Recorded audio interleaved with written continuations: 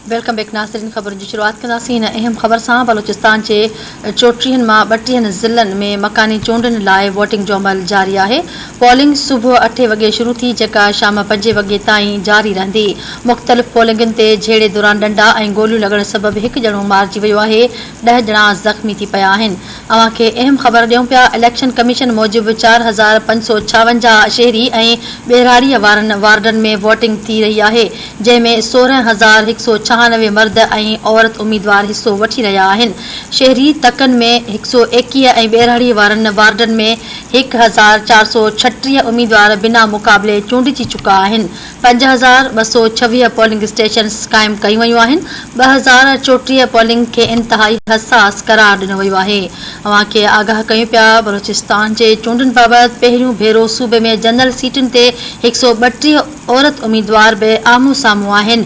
Election commission मूजिबि क्वेटा ऐं लसबेले में चूंडियूं बाद में कराई वेंदियूं।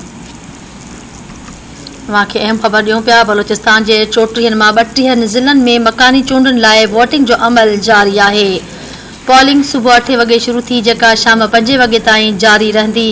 अव्हां खे आगाह कयूं पिया। मुख़्तलिफ़ पोलिंग ते छेड़े दौरान डंडा ऐं गोलियूं लॻण सबबि हिकु ॼणो मारिजी वियो आहे। 10 ॼणा ज़ख़्मी थी पिया आहिनि।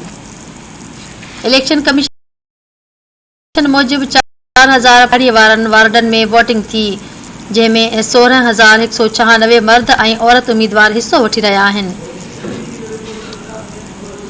इन हवाले सां धरती टीवी न्यूज़ जो रिपोर्टर क्वेटा खां अल्ताफ़ बलोच लाइन ते मौजूद आहे। जी अल्ताफ़, ॿिया कहिड़ा तफ़सील हिन हवाले सां?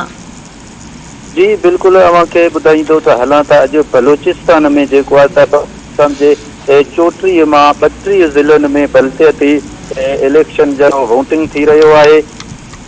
अव्हां खे ॿुधाईंदो हलां त वोटिंग जो जेको सिलसिलो आहे सुबुह खां वठी शाम 5 बजे ताईं जारी रहंदो ऐं जेको आहे त हिन महिल जारी आहे।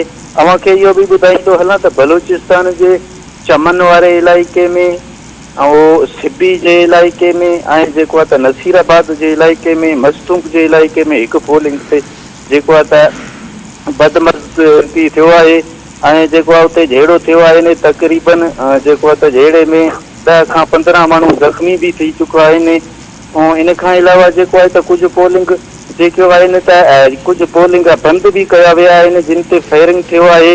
ऐं हिन महिल जेको आहे त कुझु बलूचिस्तान पंहिंजो मस्तूंग में जेको आहे त हिकु पोलिंग में जेका औरतनि जी पोलिंग हुई उन में जेको आहे त झेड़ो थियो आहे, उहा पोलिंग बि हिन महिल बंदि आहे। ऐं उहो जेको आहे त इलेक्शन कमीशन जो इहो चवणु आहे त उहे पोलिंग बि असां खोलाईंदासीं।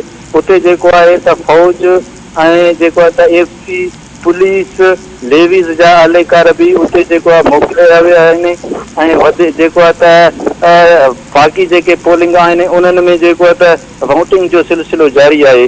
जी ठीकु आहे अल्ताफ़, महिरबानी तफ़सील ॾियण जे लाइ।